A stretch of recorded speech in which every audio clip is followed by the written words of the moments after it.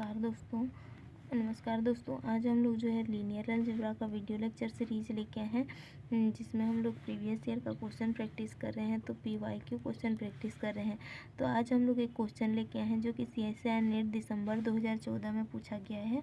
Question क्या कहता है, देखिए, the determinant of this matrix, इस मैट्रिक्स का डिटर्मिनेंट किसके इक्वल होगा, इक्वल टू करके पूछा है। और यहाँ पर एक मैट्रिक्स दिया है। मैट्रिक्स क्या दिया है, 1 1 + x 1 + x + x², 1 1 + y 1 + y + y², 1 1 + z 1 + z + z²। इसका हम लोग को डिटर्मिनेंट निकालना है। तो सबसे पहले हम लोग क्या मान लेते हैं, इसको डिटर्मिनेंट ऑफ ए मान लेते हैं ताकि हमें लिखने में सुविधा होगा।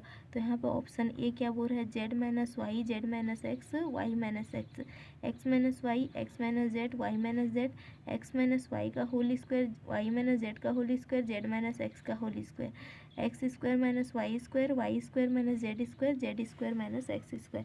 इस फॉर्मेट में दिया हुआ है। तो अब हम लोग इसका डिटर्मिनेंट निकालते हैं। हमारा मेन काम तो यहाँ पे यह रहता है कि डिटर्मिनेंट के केस में अपर या लोअर ट्रायंगुलर मैट्रिक्स बनाना। इस टाइप का क्वेश्चन हमने और एक बार भी देखा था। उसमें हमने कहा था कि जब भी मैट्रिक्स हम लोग को थोड़ा कॉम्प्लिकेटेड दिखे और उसका डिटर्मिनेंट पूछे, तो हमारा पहला काम रहता है कि उसको हम लोग या तो अपर ट्रायंगुलर मैट्रिक्स बना लें या फिर उसको हम लोग लोअर ट्रायंगुलर मैट्रिक्स बना लें। दोनों में से कुछ भी बनाने से चलेगा, क्योंकि उस केस में हम लोग का जो डिटर्मिनेंट होता है वो आइगन वैल्यू का प्रोडक्ट होता है या फिर डायगोनल में जो एलिमेंट रहते हैं उनका प्रोडक्ट होता है। तो सबसे पहले यहाँ पर हम लोग को अपर ट्रायंगुलर बनाने के लिए क्या ज़रूरत पड़ेगा, इसका वैल्यू 0, इसका वैल्यू 0 और इनका वैल्यू 0 करना पड़ेगा। तो ये 3 टर्म का वैल्यू 0 करेंगे तो ये हम लोग का लोअर ट्रायंगुलर मैट्रिक्स बन जाएगा। तो इसको और इस टर्म को 0 करने के लिए सबसे पहले मैं ऑपरेशन लगा रही हूँ, R2 - R1 और हम लोग का R3 - R1, इस तरह से। तो हम लोग का जो मैट्रिक्स है, इसको मैं डायरेक्ट डिटर्मिनेंट के फॉर्म में ही लिखते जाती हूँ। लास्ट में डिटर्मिनेंट को हम लोग सॉल्व करेंगे।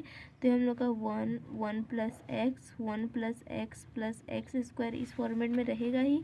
उसके बाद हम लोग का मैट्रिक्स तो दिख ही रहा है यहाँ पर, और यहाँ पर हम लोग लिखेंगे ये 0। और फिर ये जब हम लोग 1 + y में इसको माइनस कर रहे हैं तो y - x, और यहाँ से हम लोग का मिलेगा y - x + y² - x²। इसी तरह नेक्स्ट वाला भी हम लोग को 0 मिल जाएगा, z - x, और ये हम लोग का z - x + z² - x², इस फॉर्म में रहेगा। उसके बाद रो से y - x, थर्ड रो से z - x कॉमन लेंगे। यहाँ से हम लोग y - x, इसको हम लोग और एक टर्म में सिंप्लीफिकेशन कर लेते हैं। ये किस फॉर्मेट में दिखेगा, तो यहाँ पर अभी तक तो हम लोग का ये टर्म 0 नहीं हुआ है, तो ये हम लोग का लोअर ट्रायंगुलर मैट्रिक्स नहीं बना है।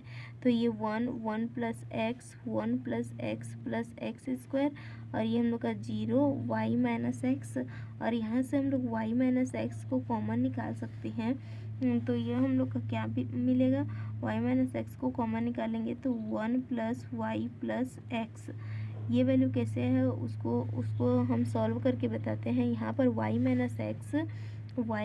x था और यहाँ पर y² + x² था। तो इसको हम लोग y - x और y + x लिख सकते हैं। यहाँ से y - x में जैसे ही कॉमन निकालूंगी तो यहाँ पर क्या मिलेगा, 1 + y + x। तो यही वैल्यू है 1 + y + x। इसी तरह हम लोग का तीसरा रो भी उसी तरह हो जाएगा, z - x, और ये हम लोग का z - x बाहर निकलेगा तो 1 + z + x, 1 + z + x इस फॉर्मेट में दिखेगा। अब इसको हम लोग लोअर ट्रायंगुलर मैट्रिक्स बना सकते हैं। तो यहाँ से हम लोग का ये क्या होगा, यहाँ से हम लोग y - x और यहाँ से y - x और यहाँ से z - x को कॉमन निकालेंगे तो y - x और ये z - x बनेगा। तो ये हम लोग का 1 0 0 1 + x 1 + x 1 + x + x², 1 + x + x² और ये 1 ये हम लोग का 1 + y + x 1 + z + x, ये हम लोग का y - x, और उसके बाद हम लोग का y - x Z minus x बना।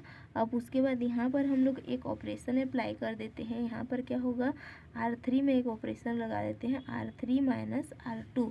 तो हम लोग का ये क्या हो जाएगा, 1 plus x, 1 plus x square, 0 1 plus y plus x, ये 0 0, इसमें हम लोग इसको माइनस कर रहे हैं तो 1 cancel, x cancel, z minus y बचेगा, जेड माइनस वाई बचा।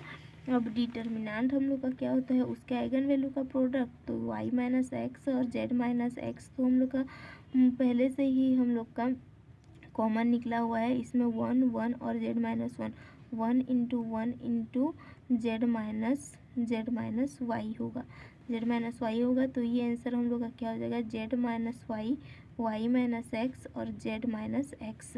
तो ये हम लोग का उसका डिटर्मिनेंट मिल जाएगा। यह जो मैट्रिक्स गिवन है उसका डिटर्मिनेंट मिल जाएगा, जो कि हम लोग का ऑप्शन नंबर 1 में गिवन है। तो इस तरह यह क्वेश्चन सॉल्व होता है। इसको और एक बार आप लोग देख लीजिए, फिर क्वेश्चन आप लोग को अच्छे से समझ में आ जाएगा और इसको सॉल्व कीजिए। तो ये क्वेश्चन का आंसर ऑप्शन नंबर ए हो जाएगा। अतः इस तरह का क्वेश्चन देखने के लिए हमारे साथ जुड़े रहिए, हम और भी वीडियो लेके आएंगे। So thank you so much.